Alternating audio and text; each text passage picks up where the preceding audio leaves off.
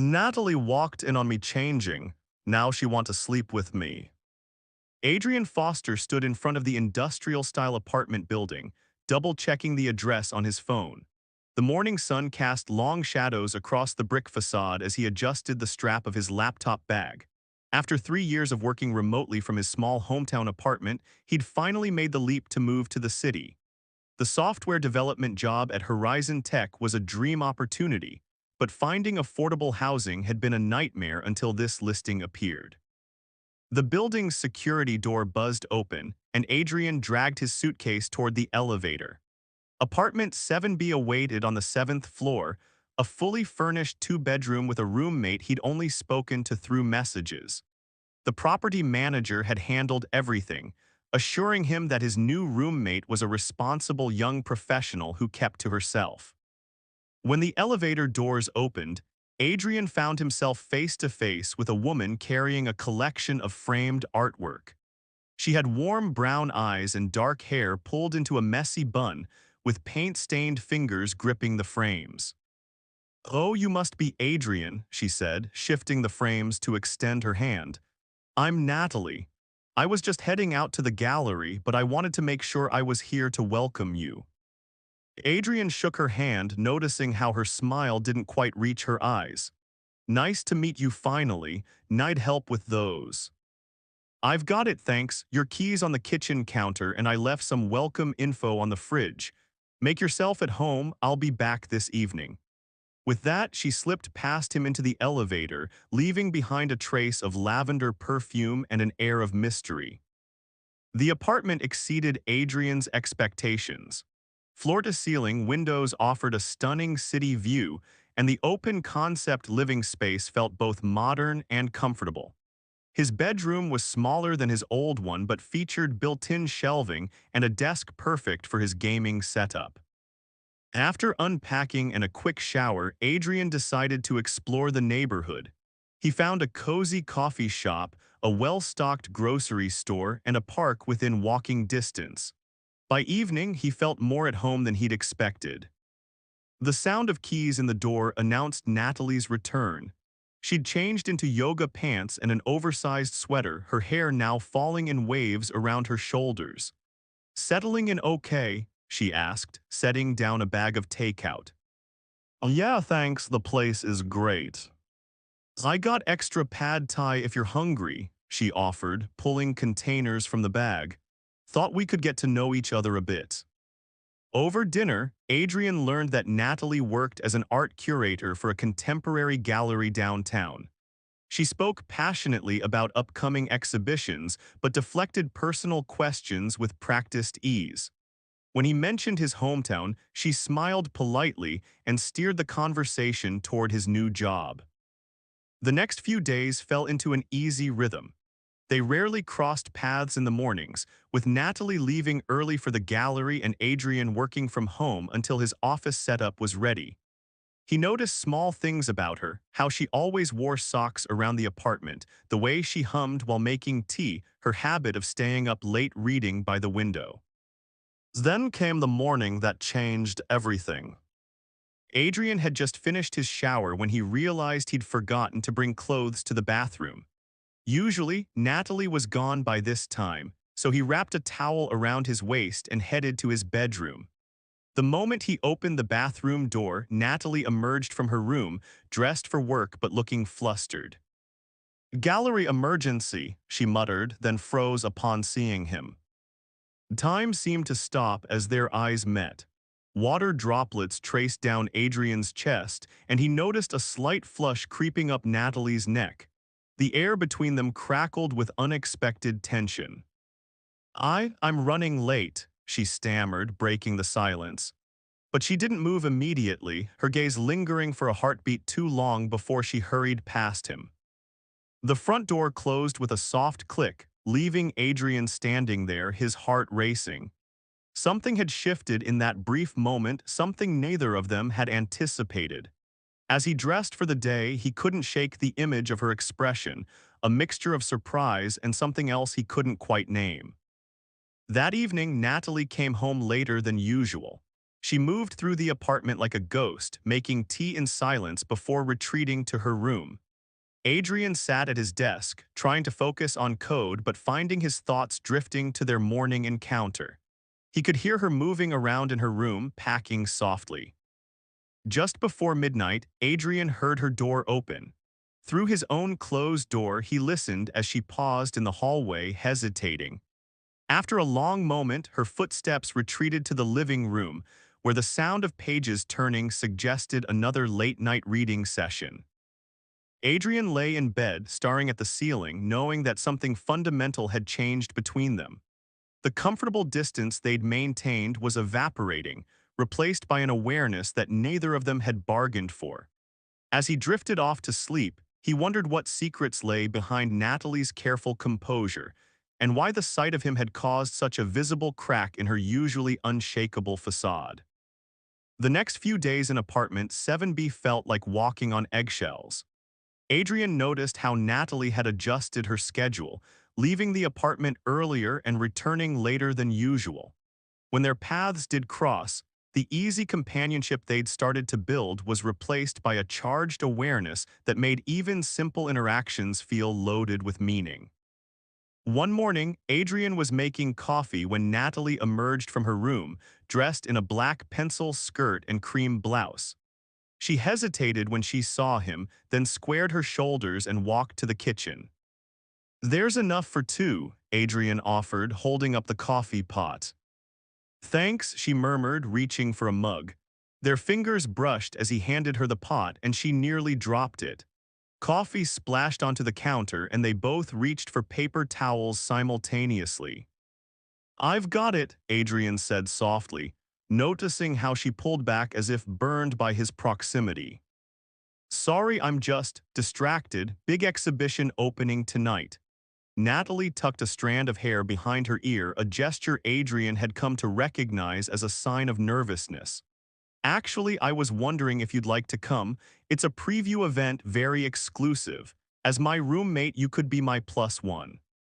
The invitation surprised him. "Are you sure? I don't know much about arts." Sometimes fresh eyes see things others miss. There was something wistful in her tone. "Besides, there's an artist showing tonight whose work, well, it reminds me of home." It was the first personal detail she'd voluntarily shared, and Adrian didn't miss its significance. "What time should I be there?" "7, wear something nice." She smiled, a real smile this time, before grabbing her bag and heading out. The gallery was housed in a converted warehouse, its brick walls and industrial lighting creating a dramatic backdrop for the artwork. Adrian adjusted his navy blazer, feeling somewhat out of place among the well-dressed crowd. He found Natalie near a large abstract painting, speaking animatedly with an elderly couple. She looked different here, more confident in her element. When she spotted him, her professional smile softened into something more genuine. "You came," she said, excusing herself from the conversation. "Wouldn't miss it." Adrian accepted the glass of champagne she offered him. "So, which pieces remind you of home?" Natalie led him to a quieter corner of the gallery, where a series of photographs hung in simple black frames. They depicted various doorways, some ornate, others weathered, each captured in haunting detail. "These," she said quietly, "the artist photographed doors across Europe, but these three." She gestured to a triptych of ancient wooden doors, their surfaces marked with elaborate carvings. "They're from Romania, from a region I knew well once." Adrian studied her profile as she gazed at the photographs.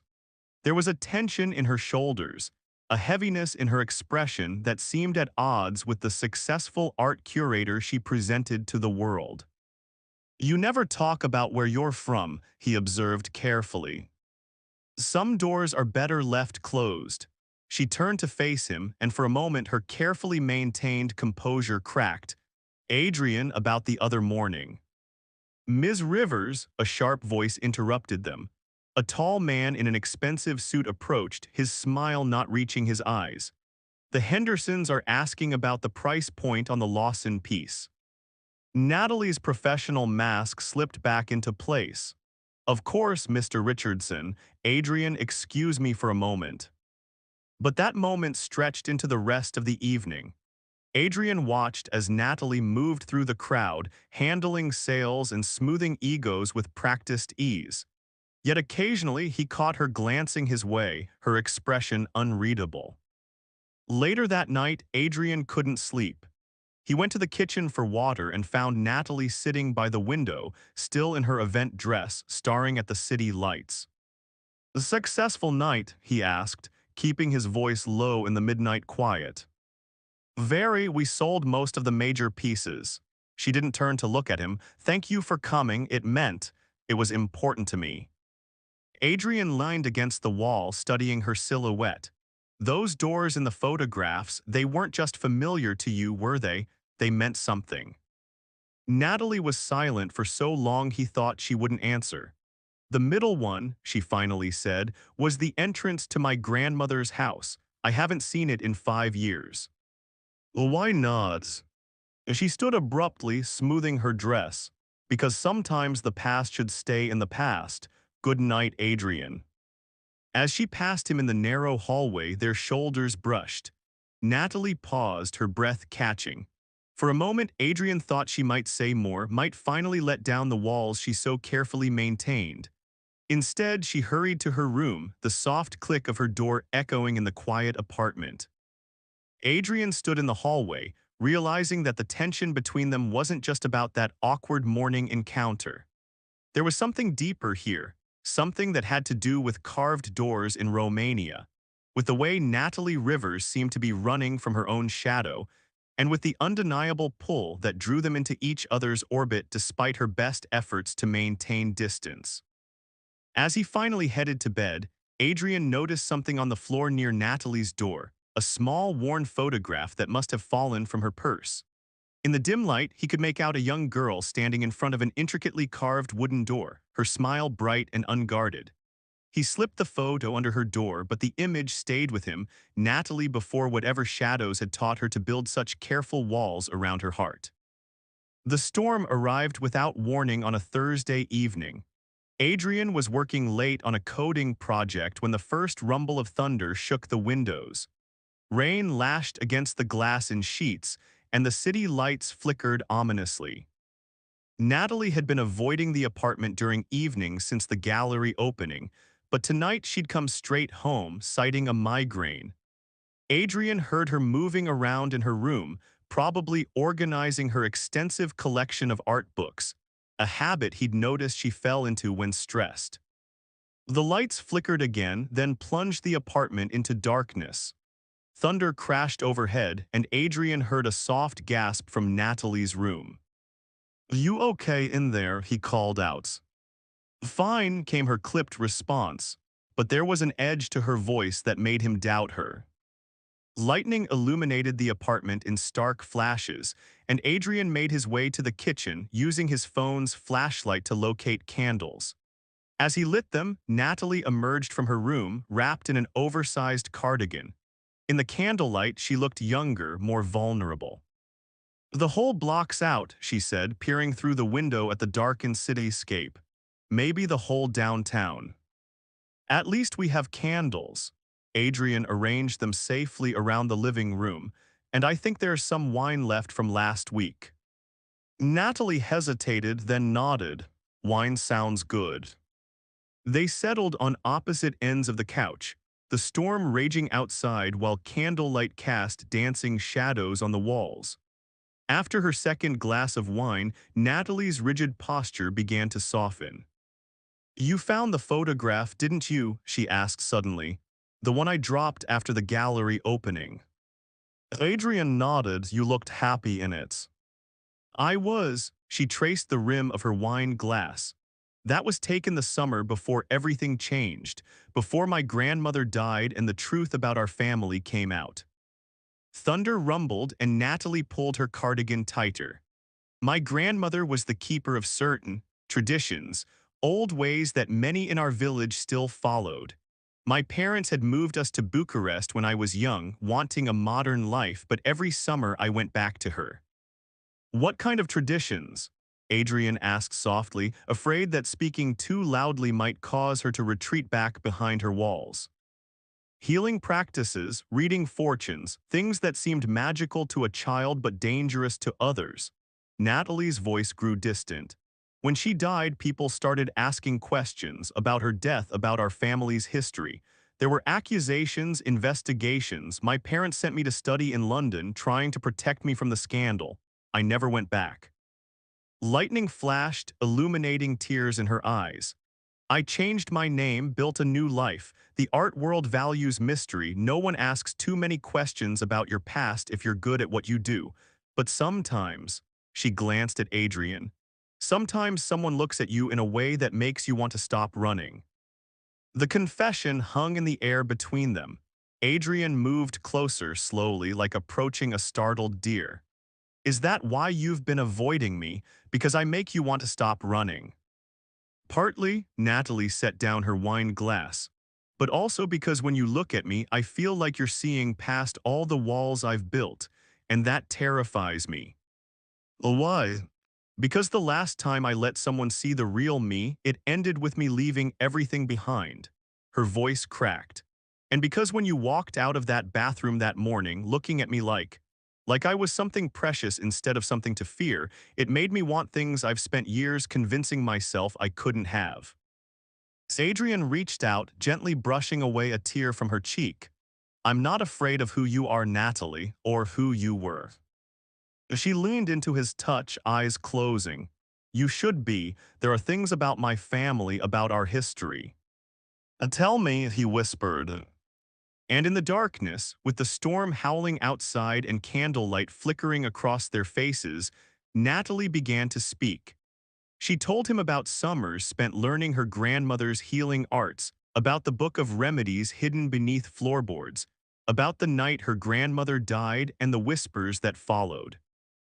She spoke of ancient beliefs that still held power in remote villages, of families who kept old magic alive through generations, and of the fear that drove modern minds to destroy what they didn't understand.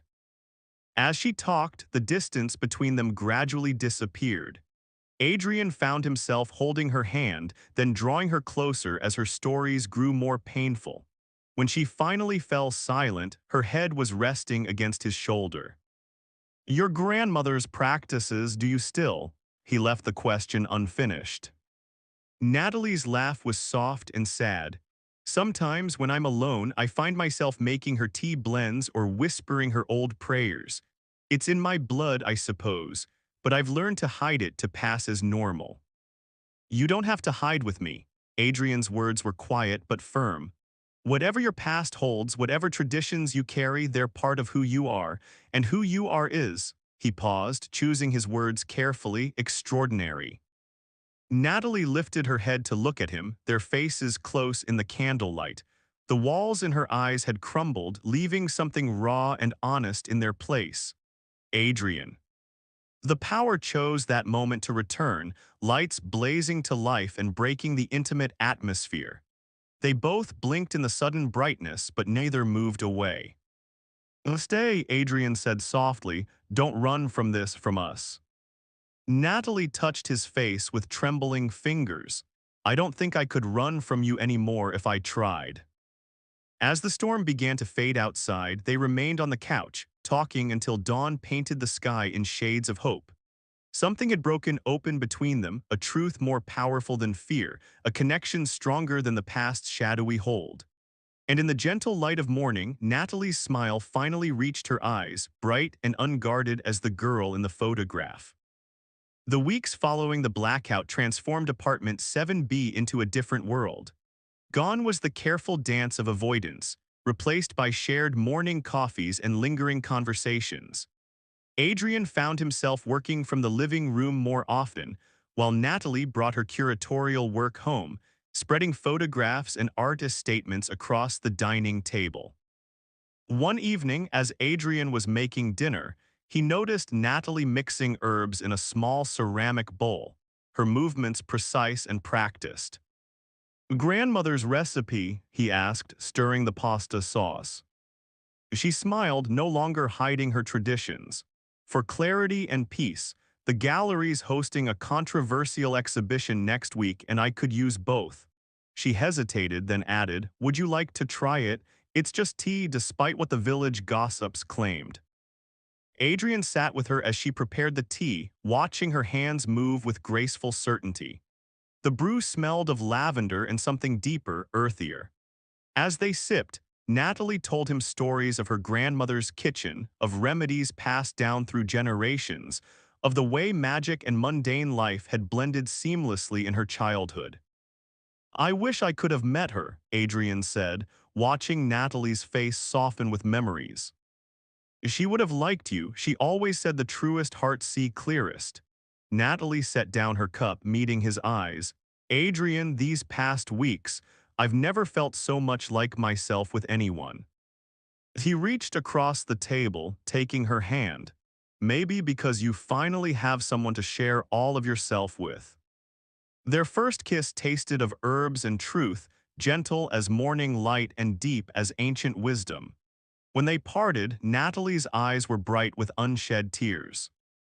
I'm scared, she whispered. Not of you, but of how much I feel. I've spent so long keeping people at arm's length. We'll take it slow, Adrian promised, day by day. And they did. Their relationship bloomed carefully, deliberately. Adrian learned to read Natalie's moods in the way she arranged flowers by the window, roses for joy, lavender for anxiety, rosemary for remembrance. She began leaving small sachets of protective herbs in his coat pockets before important meetings, and he started learning Romanian, delighting her by whispering clumsy endearments in her native tongue. The gallery board noticed the change in Natalie. Her exhibitions became more daring, incorporating elements of folklore and tradition that she'd previously kept hidden.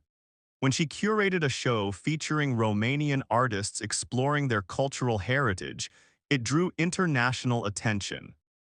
But it was in their private moments that both felt most transformed. Late one night, tangled together on the couch, Natalie traced patterns on Adrian's palm. My grandmother used to say our hands hold our destinies, she murmured. Yours speak of protection, of building things that last. Adrian kissed her forehead, and what do yours say? They used to speak of running. She laced their fingers together, now they speak of home. The word hung between them, full of promise and possibility. They'd stopped thinking of themselves as roommates weeks ago, but neither had put a name to what they'd become. In the soft darkness of their shared space, surrounded by the mingled scents of herbs and home-cooked meals, they were writing their own definition of belonging. As autumn painted the city in gold and crimson, their love grew roots deeper than ancient traditions and stronger than old fears. But neither knew that the past was stirring, preparing to test the foundations they'd built together. Like the herbs in Natalie's grandmother's garden, love could heal and protect, but it would soon need to prove itself against shadows longer than memory. The letter arrived on a crisp October morning, bearing a Romanian postmark. Adrian found Natalie staring at it in the kitchen, her face pale. It's from the village council, she said, hands trembling. They're reviewing my grandmother's case. New evidence has emerged about the night she died. Adrian moved to hold her, but she stepped back, old fears rising in her eyes. There's more. A journalist has been asking questions at the gallery, digging into my background. Mr. Richardson warned me yesterday they're planning an exposé about the occult influences in modern art curation. She laughed bitterly. All because I dared to embrace my heritage in my work. We'll face it together, Adrian said firmly. Your grandmother's traditions aren't something to be ashamed of. But Natalie was already withdrawing, her walls rebuilding. You don't understand. If this story breaks, if the truth about my family comes out, it won't just affect me. The gallery, my career, your reputation by association. I don't care about any of that. But I care, her voice cracked. I left everything behind once. I can do it again if it means protecting what matters. Adrian felt his heart constrict. And what matters, Natalie, running away, hiding who you are. Keeping you safe, keeping this. She gestured between them, untainted by my past. Before he could respond, she grabbed her coat and fled the apartment. Adrian spent the day torn between respecting her space and following his heart. By evening, worry won out. He found her in the gallery, surrounded by the pieces from her Romanian exhibition. "I won't let you run," he said quietly. Natalie turned, tears streaming down her face. "My grandmother didn't just die, Adrian, she was driven to it. The village council, they claimed her remedies had killed a child. It wasn't true, the boy had been sick for months beyond anyone's help. But they needed someone to blame. They searched our house, burned her books, destroyed generations of knowledge. She couldn't bear the shame, the loss of everything she'd dedicated her life to preserving." Adrian crossed the gallery, taking her hands. "Then honor her by stopping this cycle. Don't let fear win again." How her voice was small, lost. "By telling your story, the true story." He squeezed her hands. "Not through whispers and secrets, but proudly. Write about your grandmother's traditions. Document the healing practices. Show the world the beauty and wisdom that's being lost." The village council. "You can't hide the truth forever, and you're not alone this time." Natalie looked up at him, seeing the unwavering support in his eyes.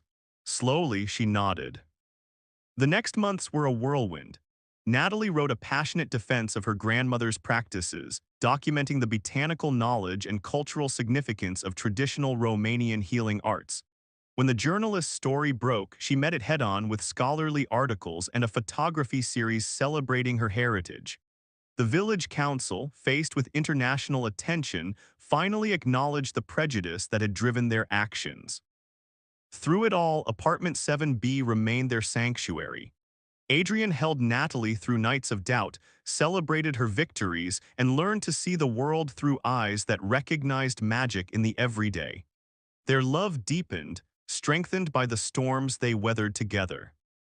1 year after the blackout that had first broken down their walls, Adrian and Natalie stood before an intricately carved wooden door in Romania. The village had changed, as all things do, but the spirits of the past still whispered in herb gardens and candlelit kitchens. "Ready?" Adrian asked, squeezing her hand. Natalie touched the door's worn surface, feeling the generations of history carved into its wood. "I spent so long running from who I am, but loving you taught me that the truest magic lies in being brave enough to let someone see your whole heart." They pushed the door open together, stepping into a home that bridged past and present, tradition and transformation. In the garden, herbs still grew in careful rows, waiting to be transformed by knowing hands into remedies and remembrances. And in the kitchen, a new book lay open, its pages ready to record the continuing story of love that heals, truth that liberates, and hearts that find home in each other. Adrian and Natalie had discovered that love, like the most powerful magic, doesn't hide from the light, it transforms it, turning ordinary moments into something sacred. Their story became part of the village's living history, proof that some traditions never die, they simply bloom anew in hearts brave enough to tend them. And in apartment 7B, where their love first took root, dried herbs still hang from kitchen rafters, filling the air with memories of the night when candlelight and courage turned two lonely souls into something unshakable. Because sometimes the greatest magic of all is the power of two hearts choosing, again and again, to face the world together.